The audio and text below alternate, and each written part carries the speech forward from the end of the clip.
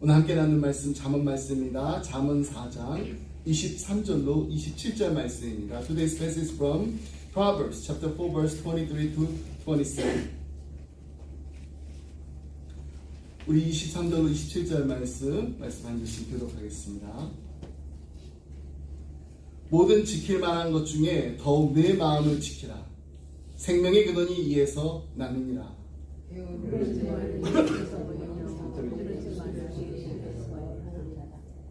내 눈은 바로 보며 내 눈꺼풀은 내 앞을 곱게 살펴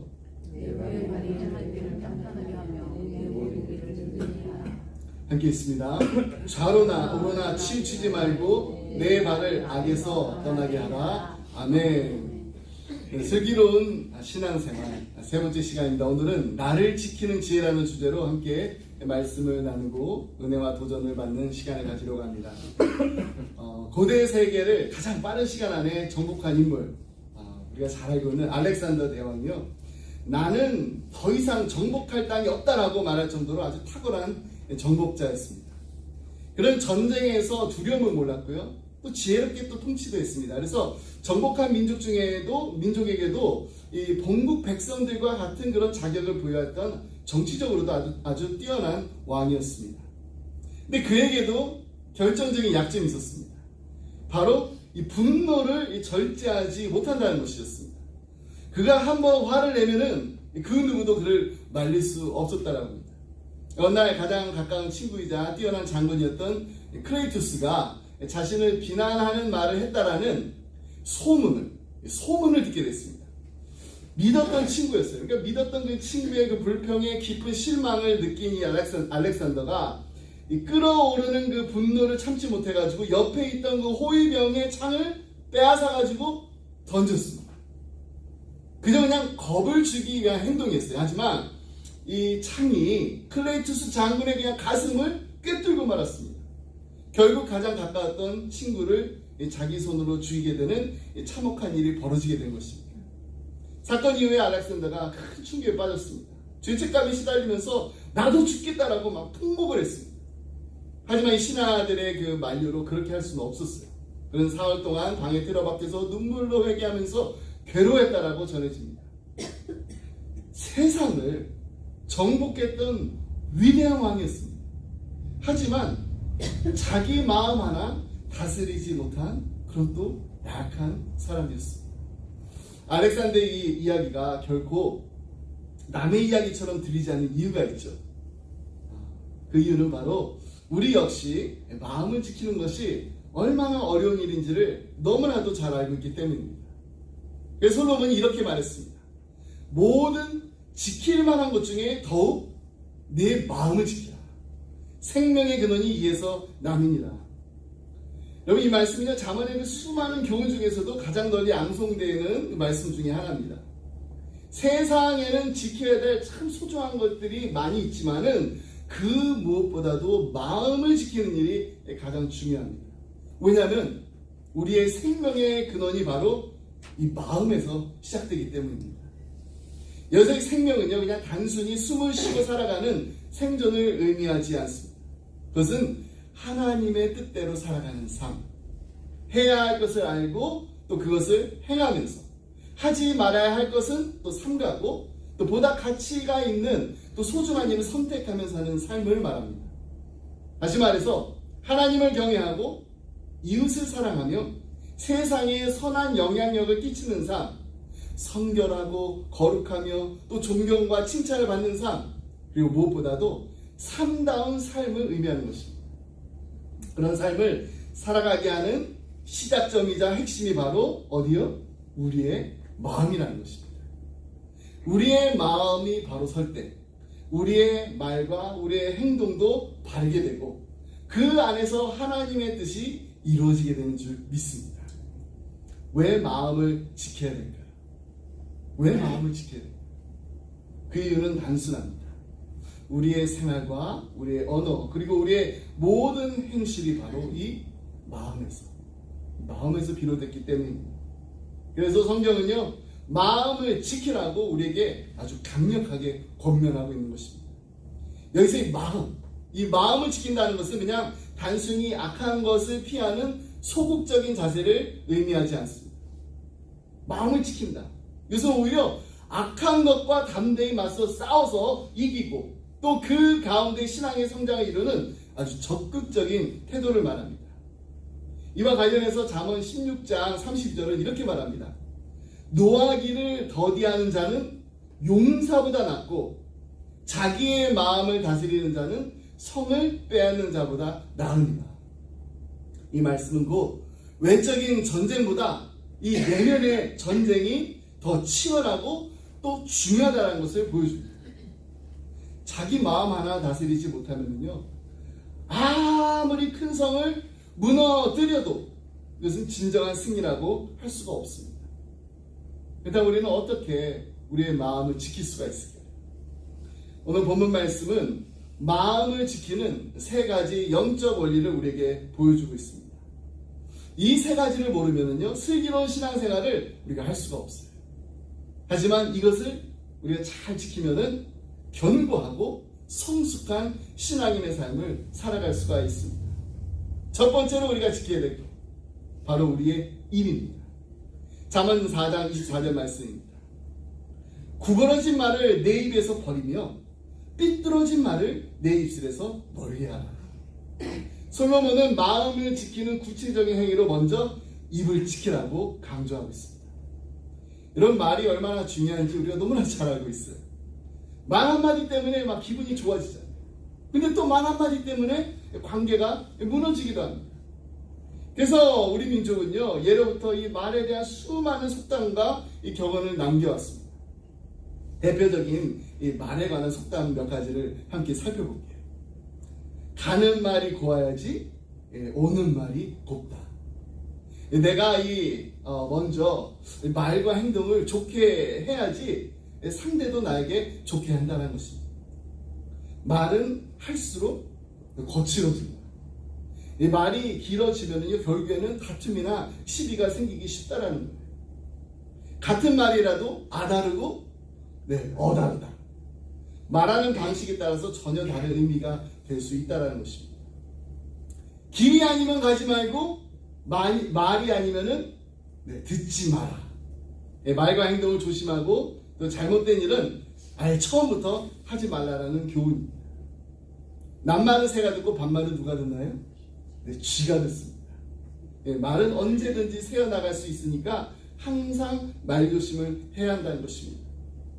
말 한마디로 천냥 빛을 갚는다. 말을 잘하면 아무리 어려운 일도 해결할 수 있다는 것입니다. 말 많은 집은 모두 쓰다고요? 잔맛도 쓰다. 이렇게 잔말이 많아지게 되면요, 집안일을 제대로 할 수 없다라는 거예요. 말이 뭐가 된다? 시가 된다. 너무나 잘 아시죠? 무심코 한 말이 실제로 현실이 된다는 것입니다.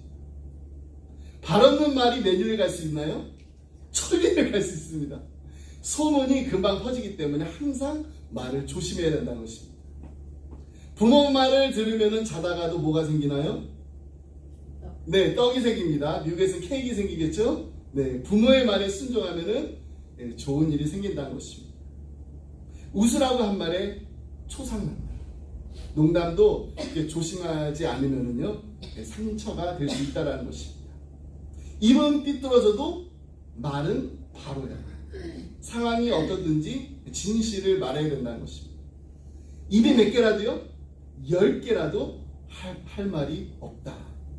명백한 그 잘못 앞에서는 변명이 통하지 않는다는 것입니다. 마지막 한 가지. 호랑이도 제 말하면 온다.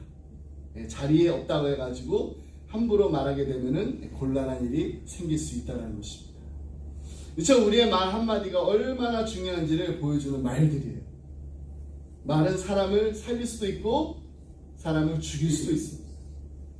말은 우리 가족을 울릴 수도 있고 또 우리 자녀들을 웃게 할 수도 있습니다. 말은 공동체를 세울 수도 있고 또 공동체를 무너뜨릴 수도 있습니다. 그래서 우리가 마음을 정말 지키기를 원한다면 먼저 우리의 입을 지켜야 됩니다. 하나님 앞에서 우리의 입술이 깨끗해질 때 우리의 마음도 더불어 깨끗해질 수가 있습니다. 그래서 야고보 사도는 말에 대해서 이렇게까지 아주 강하게 경고합니다. 야고보서 3장 7절로 10절 말씀입니다. 여러 종류의 짐승과 새와 벌레와 바다의 생물은 다 사람이 길들일 수 있고 길들여 왔거니와 혀는 능히 길들일 사람이 없나니 쉬지 아니하는 악이요 죽이는 독이 가득한 것이라. 이것으로 우리가 주 아버지를 찬송하고 또 이것으로 하나님의 형상대로 지음을 받은 사람을 저주하나니 한 입에서 찬송과 저주가 나오는도다. 내 형제들아, 이것이 마땅하지 아니하니라. 참 놀라운 말씀입니다. 하나님을 찬송하는 그 입술로 사람을 저주한다는 것, 이건 정말 말이 안 되는 일이라는 것입니다. 근데 이런 일들이 실제로 일어나고 있다는 것, 이게 또 우리의 문제이자 숙제입니다. 예전에 이제 제자훈련 인도할 때 자주 추천했던 이 필독서, 여러분이 책 제목을 많이 들어보셨을 거예요. 캐럴 메이얼의 말, 덕이 되는 말, 해가 되는 말. 덕이 되는 말입니다. 독이 되는 말이 아닙니다. 이 책의 1장 그 제목이 아주 인상 깊습니다. 당신의 입은 생명샘입니까? 아니면 제잘거리는 개울입니까? 이 질문 앞에 우리는 멈춰서서 생각해 보게 됩니다. 내 입은 과연 생명의 말을 전하는 샘인가? 생명의 말이 계속해서 흘러 넘치는가?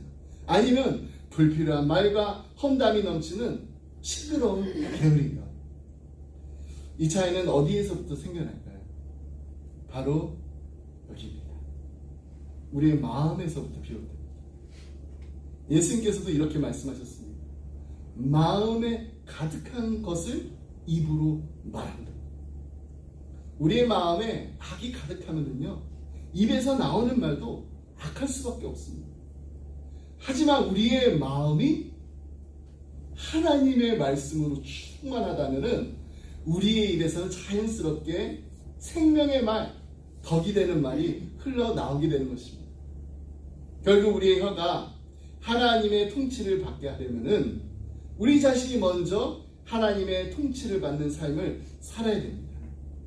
우리가 성령으로 충만한 삶을 살아갈 때 우리는 쓴물이 아닌 단물을 내는 샘물이 될 수가 있습니다. 그래서 야고보 사도는 계속해서 이렇게 말합니다. 야고보서 3장 11절로 12절 말씀입니다. 샘이 한 구멍으로 어찌 단물과 쓴물을 내겠느냐? 내 형제들아, 어찌 무화과 나무가 감람 열매를, 포도나무가 무화과를 맺겠느냐? 이와 같이 짠물이 단물을 내지 못하느니라. 우리의 말은 샘물과 같아야 됩니다. 항상 같은 말, 같은 맛, 같은 성향을 가진 은혜로운 말이어야 됩니다. 어느 날은 이렇게 은혜로워요. 근데 또 어떤 날은 독이 되는 말을 이렇게 하게 된다면 그 말은요, 이미 샘물이 아니라는 거예요. 예수님께서도요, 좋은 나무가 좋은 열매를 맺는다라고 말씀하셨습니다. 말을 잘하기 위해서 대화수를 익히기보다 먼저 우리의 속사람이 변화가 돼요. 지금 여러분, 우리 모두 다 잘 알고 있지 않나요? 우리의 속사람이 그렇게 우리의 마음처럼 우리의 노력으로 이렇게 쉽게 변하지가 않아요. 아니, 우리 힘으로는요 결코 변화시킬 수가 없습니다. 근데 감사한 것은, 정말 감사한 것은, 우리는 성령으로 말미암아 마음이 새롭게 된 자라는 사실입니다. 마치 쓰디 쓴 물을 내던 그 마라샘이 모세가 던진 그 나무로 인해서 그 쓴물이 단물의 샘이 되었던 것처럼 우리의 부패한 심령도 성령의 역사로 거룩하게 변화된 것입니다.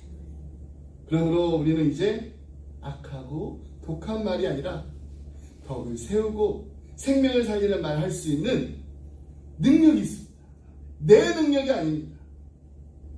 오직 성령님의 도우심으로 내가 주장하는 삶이 아니라 하나님이 주장하시는 삶을 살도록 우리의 입술을 주님께 온전히 내어드릴 때 가능하게 되는 것입니다. 그러므로 우리 이렇게 기도하기 원합니다. 하나님, 나의 삶을 주장하시는 하나님, 저의 혀도 하나님께서 주관하여 주옵소서. 이 기도가 우리의 간절한 고백이 될 때 하나님께서 기뻐하시는 지혜로운 입술, 생명의 생과 같은 입술을 가진 복된 성도로 살아가게 될 줄 믿습니다. 아멘. 두 번째로 우리가 지켜야 되는 것은 바로 눈입니다. 눈. 25절 말씀 보겠습니다. 내 눈은 바로 보며 내 눈꺼풀은 내 앞을 곧게 살펴. 성경은 눈을 마음의 창이라고 말합니다. 사람은 대부분 눈으로 보고 판단을 합니다. 네, 백문이 불여일견이라는 말처럼 정말 100번 듣는 것보다 한 번 보는 게 더 낫다라는 그런 말이 있죠. 그만큼 우리는 무엇을 어떻게 보는가, 또 어떤 눈을 가지고 인생을 살아가는가가 매우 중요합니다. 예수님께서도요, 이 눈의 중요성에 대해서 이렇게 말씀하셨습니다. 마태복음 6장 22절로 23절 말씀입니다. 눈은 몸의 등불이니 그러므로 내 눈이 성하면 온몸이 밝을 것이요 눈이 나쁘면 온몸이 어두울 것이니 그러므로 내게 있는 빛이 어두우면 그 어둠이 얼마나 더하겠는가. 이 비유는요 너무나도 아주 심플해요. 단순합니다. 너무 단순해가지고 사람들이 또 오해할 때가 있습니다. 이 세상에는요 밝은 눈이 있고 어두운 눈이 있습니다. 그리고 예수님께서 말씀하신 이 눈은요 이 마음의 눈을 말하는 겁니다. 영적인 눈입니다. 근데 예수님께서 이 말씀을 하시기 전에 바로 전에 이 두 가지 보물에 대해서 말씀하셨어요. 거짓 보물이 있고요 참 보물이 있습니다. 마태복음 6장 19절로 21절 말씀입니다. 너희를 위하여 보물을 땅에 쌓아두지 말라. 거기는 좀과 동록이 해하며 도둑이 구멍을 뚫고 도둑질하느니라. 오직 너희를 위하여 보물을 하늘에 쌓아두라. 거기는 좀이나 동록이 해하지 못하며 도둑이 구멍을 뚫지도 못하고 도둑질도 못하느니라. 내 보물이 있는 그곳에는 내 마음도 있느니라. 그 때문에 우리는요 예수님께서 말씀하신 이 밝은 눈, 어두운 눈을 이 비유를 이렇게 이해할 수가 있습니다. 시력의 좋고 나쁨에 따라서 우리가 바라보는 그 모든 그 사물의 밝기라든지 이 선명함이 달라지듯이 우리의 영적 눈이 이 밝은 사람만이 인생에서 진짜 소중한 것, 곧 하늘의 보물에 바르게 투자할 수 있다라는 거예요. 그렇다면 왜 사람들이요 자꾸 이 하늘의 보물을 이렇게 투자해야 되는데 썩어진 것, 없어진 땅의 것에 대부분의 삶을 이렇게 투자하면서 살아갈까요? 예수님께서 그 이유를 분명하게 말씀하셨습니다. 눈이 어둡기 때문에. 눈이 어둡기 때문에. 다시 말해서 영적인 눈이 어두워져 있기 때문입니다. 우리가 이제 교회에 나와서 예배를 드립니다. 이게 예배를 드린다고 해서 자동으로 automatically 영적인 눈이 밝아지는 게 아닙니다. 같은 자리에서 같은 말씀 듣고 같은 찬양을 드려도 여전히 하늘의 것을 바라보지 않고 땅만 바라보는 사람이 있을 수도 있다라는 거예요. 천국을 보지 못하고 영원한 세계를 인식하지 못한 채 그냥 오늘 현재 눈에 보이는 것만 바라보고 살아간다면은 우리는 얼마든지 작은 시험에도 넘어지고 낙심할 수가 있습니다. 몸에 작은 병만 하나 생겨도 막 주저앉아 버리고 경제적으로 그냥 조금만 흔들려도 쉽게 원망이 나고 조금만 이렇게 사람들한테 오해를 받아도요 쉽게 마음이 상하고 주저앉아 버립니다. 그러나 반대로 우리가 밝은 영적인 그 눈을 가지고 구원의 은혜를 깊이 이해하고 있다면 날마다 천국과 십자가를 바라보면서 살아가고 있다면요 이 땅에서 우리가 마주하게 되는 그 작은 일들, 우리의 마음을 흔드는 정말 크고 작은 그 시련들, 이 모든 것들 앞에서도 우리가 넘어지지 않게 될 줄 믿습니다. 아멘. 창세기에 보면은요 아브라함이 갈대아 우르에서 하나님의 부르심을 받습니다. 그때 그와 함께 순례의 길을 나선 인물이 있어요. 바로 그 조카 롯입니다. 그가 아브라함과 함께 길을 떠난 건 그냥 단순한 동행이 아니었습니다. 하나님의 부르심에 응답한 믿음의 행위로 평가될 수 있습니다. 롯은 분명히 아브라함과 함께 하나님을 경배했습니다. 하나님의 인도하심을 따라서 이 믿음의 여정을 떠났을 것입니다. 하지만 우리가 잘 아는 것처럼 그 인생의 결말 결코 좋지가 않았어요. 그 이유는 여러 가지로 설명할 수 있겠지만 가장 크고 결정적인 순간은 바로 이 아브라함과 갈라졌을 때 그때 그 선택에서 비롯된 것입니다. 그 당시 이 아브라함은 다툼을 피하기 위해서 이렇게 말합니다. 내가 좌하면 나는 우하고 내가 우하면 나는 좌하리라. 아브라함은요 롯에게 먼저 땅을 선택할 수 있도록 양보를 합니다. 그때 이 롯이 눈을 들어요. 가장 기름지고 비옥한 땅인 소돔과 고모라 땅을 바라봤습니다. 그리고 아무런 망설임 없이 그곳을 향해 나아갔습니다. 그러나 성경은 그 땅의 풍요로움뿐만 아니라 그 땅에 사는 사람들의 악함도 분명히 언급하고 있습니다. 소돔 사람은 여호와 앞에 악하며 큰 죄인이었더라. 무슨 말씀인가요? 롯이요 신앙적으로 잘못된 것을 바라봤다. 그리고 그로 인해서 인생의 방향이 그릇된 길로 치우치게 됐다는 것입니다. 그는 죄악의 도석을 향해서 발걸음을 옮겼고 그 결과는 불을 보듯이 너무나도 분명했습니다. 롯은 그곳에서 불의한 사람들과 함께 살게 됐습니다. 결국 그가 선택한 이 믿음의 여정은 소돔과 고모라의 멸망 그리고 딸들과의 근친상간이라는 아주 수치스럽고 부끄러운 결말로 귀결되고 말았습니다. 이에 반해 아브라함은 롯이 먼저 선택하고 이 남은 땅, 그 소돔과 고모라 쪽이 아닌 헤브론 그 방향의 땅을 선택했습니다. 근데 창세기 13장 말씀을 이렇게 깊이 묵상해 보면은 이 선택 역시 아브라함이 한 게 하나님이 하신 선택이라는 사실을 우리가 깨닫게 됩니다. 창세기 13장 14절로 17절 말씀을 함께 보겠습니다.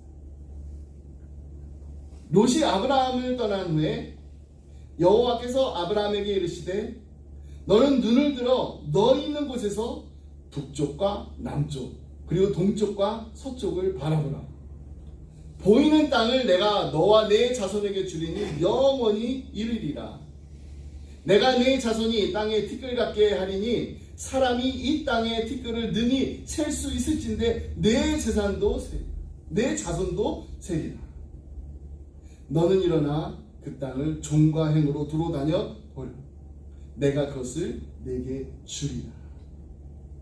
여기서 아브라함의 선택과 롯의 선택의 차이가 무엇인지 주목해 보세요. 롯은요 스스로 눈을 들어 요단들을 바라봤습니다. 스스로. 하지만 아브라함은 하나님께서 눈을 들어 바라보라고 말씀하셨습니다. 롯은요 자기가 봤었을 때 자기 눈에 좋아 보이는 그 땅 거기만 바라봤습니다. 하지만 아브라함은 하나님의 말씀에 따라 동서남북 모든 방향을 바라봤습니다. 롯은 자기가 좋아 보이는 작은 평야를 택했지만은 아브라함에게는 하나님께서 보이는 그 모든 땅을 영원히 주시겠다라고 약속하셨습니다. 그렇습니다. 뭐가 다른가요?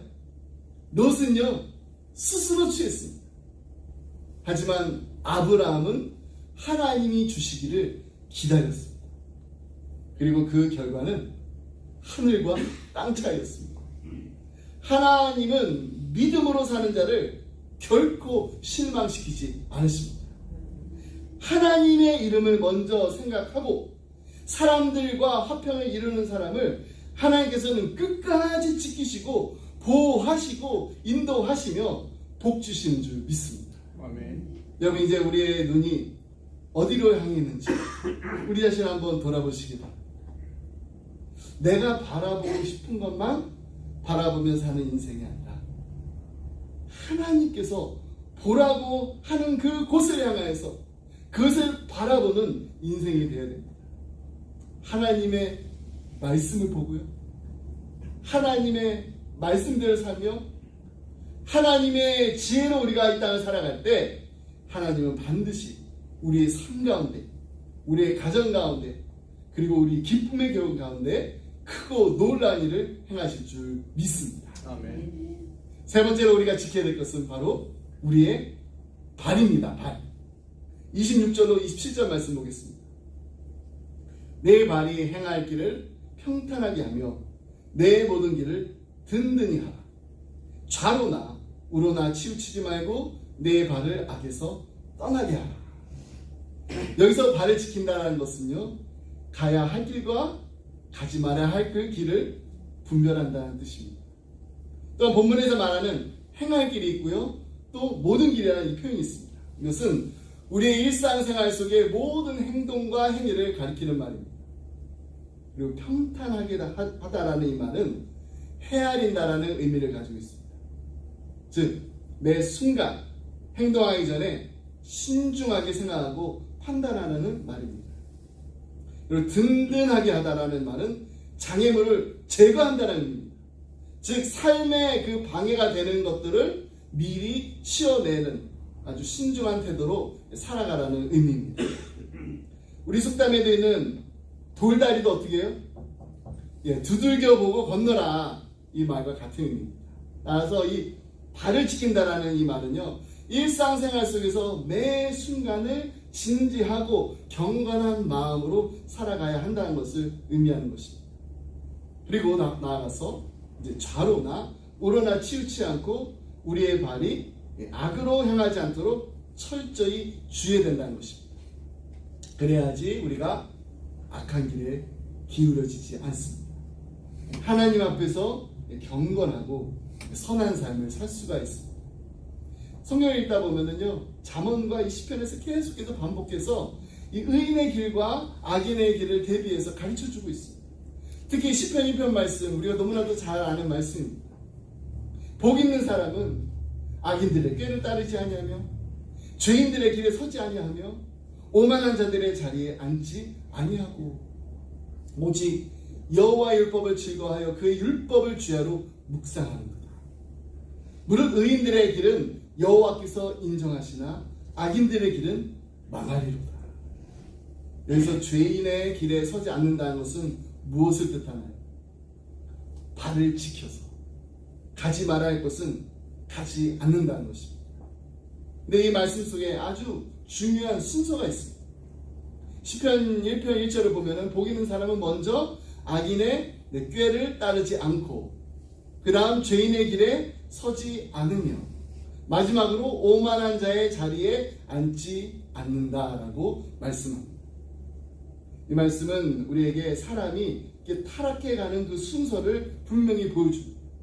처음에는 그냥 단지 생각의 영향, 즉 악인의 꾀에 귀를 기울이다가 이내 행동의 영향, 그 죄인의 길에 서게 되는 것입니다.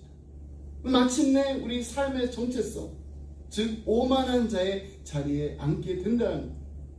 다시 말해서 귀를 기울이고 발을 멈추고 삶의 자리를 잡는 그 순서대로 죄는 우리를 점점 더 깊은 곳으로 끌고 간다는 것입니다. 처음에는 그저 그냥 스쳐 지나가는 생각이었습니다. 하지만 그 생각을 품고 머무는 순간 우리는 그 자리에 발을 딛게 됩니다. 근데 결국에는요, 그 자리를 삶의 터전으로 삼고 그냥 앉아버리게 되는 것입니다. 그러므로 우리는 우리의 발걸음을 철저하게 지켜야 됩니다. 그냥 무심코 내디딘 그 한 걸음, 그 발 한 걸음 때문에 결국 우리의 인생 전체를 바꾸는 결정적인 그 전환점이 될 수 있다라는 거예요. 절대로 가지 말아야 할 곳은 발을 들어서서는 안 됩니다. 왜냐하면 한 번의 선택이 삶의 방향을 바꾸고 아주 작은 그 타협 하나가 결국 신앙의 무너짐으로 이어지기 때문입니다. 성경은 우리에게 분명히 경고합니다. 악인의 길을 따르다 보면은 그 다음에는 자연스럽게 죄인의 길에 서게 되고 그 길에 계속해서 머물다 보면은 결국 오만한 자의 자리에 앉게 된다는 것입니다. 네, 여러분 여기서 한 가지 제가 중요한 질문을 하나 드릴게요. 악인. 여러분 악인 누구를 말하는 것일까요? 이 악인이라는 단어를요 히브리어로 보면은 그 뜻은 표준 없는 사람. 악인은 스탠다드가 없는 사람이라는 거예요. 근데 왜 이 표준이 없을까요? 그 이유는 너무나도 간단해요. 하나님이 없기 때문에. 하나님이 없는 사람에게는 절대적인 기준, 스탠다드가 있을 수가 없습니다. 그냥 내 생각대로 내 욕망이 그냥 기준이 되어가지고 세상의 가치와 흐름에 따라가는 사람이 바로 악인. 그래서 성경이 말하는 악인은 곧 하나님이 없는 사람입니다. 그리고 하나님이 없는 삶은 반드시 방향을 잃어버리게 돼 있습니다. 그 다음에 죄인. 죄인은 어떤 사람을 말합니까? 죄인은 목표가 없는 사람입니다. 성경에서 말하는 그 죄, 이 죄라는 이 단어는 본래 이 관역을 벗어났다라는 뜻을 가지고 있습니다. 영어로 missing the mark, missing the target. 네, 화살이 관역을 향해서 이렇게 날아가야 되잖아요. 근데 목표를 빗나가 버린 겁니다. 일로 가야 되는데 일로 가버렸어요. 죄인이란 하나님이 정하신 그 인생의 목표가 분명 여기 있는데 그 목표를 잃어버리고 사는 사람이 바로 죄인입니다. 하나님 없이 인생을 살다 보면은요, 그 인생에는 분명한 목표가 있을 수가 없습니다. 물론 세상적인 목표, 출세하고 또 부귀영화를 누리면서 명예를 가질 수도 있겠지만은 그것은 그냥 일시적인 것입니다. 이게 영원한 목표가 될 수가 없습니다. 하나님이 없는 인생에는 영원한 의미와 영원한 목적이 존재할 수가 없습니다. 그러므로 악인은 결국 죄인이 될 수밖에 없고 목표를 잃어버린 그 삶은 점점 더 방황하면서 살 수밖에 없는 것입니다. 근데 이거보다 더 심각한 존재가 있습니다. 바로 오만한 자입니다. 오만한 자. 이 오만한 사람을 한마디로 정의하면은 하나님을 거스리는 사람, 하나님께 반역하는 사람을 말합니다. 악인은 뭐가 없다고요? 기준이 없습니다. 죄인은 방향이 없습니다. 하지만 오만한 자는 하나님을 대적하고 거역하는 자입니다. 이처럼 인간은 하나님 없이 살다 보면은 기준을 잃어버리게 되고 방향도 잃어버리게 되고 결국에는 하나님을 거역하는 그 자리에까지 나가게 된다는 것입니다. 정리해 보면은요, 악인처럼 하나님 없는 생각과 사고의 그 사고방식을 따라서 살다 보면은 그 사람은 결국 목표 없는 삶을 살아가는 죄인의 삶에 이르게 됩니다. 그리고 그렇게 목표도 없이 되는 대로 적당히 살아가다 보면은 자신의 의지와는 상관없이 하나님을 거스리고 반역하는 오만한 자의 그 자리에 털썩 주저앉아 버리게 되는 것입니다. 그 자리에 앉은 채 그냥 그게 삶의 방식이 되어버리고 습관이 되어버리고 성품이 되어버리고 운명이 되어버리는 그런 인생을 살게 된다는 거예요. 그러므로 우리가 기억해야 될 것은 길이 아니면 처음부터 가지 말아야 돼요. 좌로나 우로나 치우치지 말고 오직 하나님이 기뻐하시는 바른 길, 정도로 걸어가야 됩니다. 우리가 가야 할 곳을 가야 돼요. 우리가 가야 할 것은 어떤 자리입니까? 우리가 가야 할 것은 은혜의 자리로, 기도의 자리로, 축복의 자리로 우리는 나아가야 됩니다. 발을 지켜서 의의 길을 걷고 하나님께 영광 돌리는 복된 삶을 살기로 우리 결단해야 됩니다. 그러면 하나님께서 우리 기쁨의 교회와 또 우리 기쁨의 모든 가정 위에 복의 복을 더해 주실 줄 믿습니다. 아멘. 말씀했습니다. 저희 기도하면서 자주 이렇게 부르는 찬양이 있어요. 하나님 아버지의 그 마음이라는 그 찬양을 부르는데 예전에 제가 한번 소개해드렸는데 혹시 처음 들어보신 분들도 계실 겁니다. 이 찬양 부를 때마다 정말 하나님 아버지, 그 아버지의 그 마음을 알고 싶다라는 간절한 마음으로 이 노래를 그냥 고백을 해요.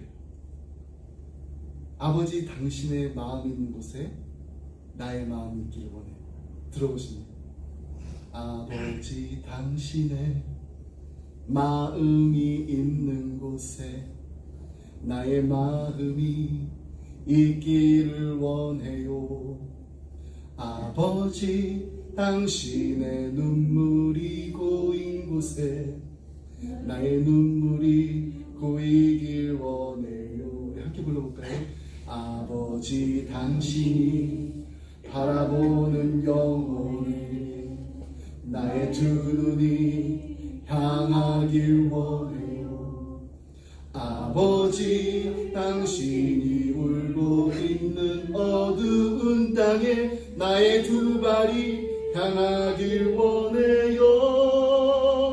나의 마음이 아버지의 마음 알아. 내 모든 뜻 아버지의 뜻이 될 수 있기를. 나의 온몸이 아버지의 마음 알아. 내 모든 삶 당신의 삶 되기를. 여러분, 이 찬양의 가사처럼 우리의 마음, 우리의 눈물이, 우리의 눈이, 그리고 우리의 발이 하나님이 원하시는 곳, 하나님이 바라보시는 곳, 하나님의 마음이 머무른 그곳을 향해 우리도 머물고 바라보고 나아가기를 간절히 소망합니다. 아멘. 성경은 말씀합니다. 모든 지킬 만한 것 중에 더욱 내 마음을 지키라. 생명의 근원이에서 나느니라. 이 말씀을 지키기 위해 우리는 우리의 모든 뜻이 아버지의 뜻이다. 우리의 모든 삶이 아버지와 동행하는 삶, 함께 걷는 삶이 되어야 됩니다. 하나님 아버지의 그 마음을 알고 그 마음의 기쁨이 되는 인생, 그 기쁨이 넘치는 교회, 그 기쁨이 가득한 우리 모두의 가정이 되기를 주님의 이름으로 축복합니다. 아멘. 기도하겠습니다. 하나님 아버지 감사합니다. 5월 가정의 달을 맞아서 잠언 말씀을 우리 온 가족과 함께 묵상하게 하시고 하나님의 지혜로 이 땅을 살아게 하심을 다시 한번 감사드립니다. 우리의 마음을 찌르는 하나의 말씀을 듣고 이 말씀이 바로 나에게 주시는 말씀임을 믿고 겸손히 순종하며 나아갈 때 우리 가정이 하나님께 영광 돌리고 하나님을 기쁘시게 하는 기쁨의 가정들이 되게 하여 주옵소서. 하나밖에 없는 독생자 예수 그리스도를 우리에게 가장 귀한 선물로 주신 하나님의 사랑에 감사드리며 우리도 우리의 몸과 우리의 마음과 우리의 눈과 우리의 손과 우리의 팔과 우리의 귀를 우리의 모든 것을 하나님께 드리기를 원합니다. 한 주간도 살아가면서 우리 입술의 모든 말과 우리 마음의 모든 묵상이 주님께 연락되기를 간절히 소원합니다. 하나님 보시기에 아름다운 하나님의 기쁨이요 하나님의 자녀가 되는 자랑이 되는 자녀로 살아갈 수 있도록 하나님 도와주시옵소서. 함께하여 주시옵소서. 힘을 주시옵소서. 지혜를 더하여 주옵소서. 우리 사랑하는 자녀들의 입술에서 하나님의 말씀이 날마다 흘러 넘치게 하여 주시고 이들의 눈이 오직 하나님만을 바라보게 하시며 이들의 발걸음을 주장하셔서 날마다 의의 길로 인도하여 주옵소서. 가지 말아야 할 길은 하나님 막아주시고 머물지 말아야 할 자리는 피할 수 있는 용기와 믿음을 더하여 주옵소서. 아멘. 이 모든 말씀 우리 살아신 예수 그리스도의 이름으로 기도드립니다. 아멘. 아멘. 우리 다 같이 가서 함께 주님께서 가르치시는 말씀.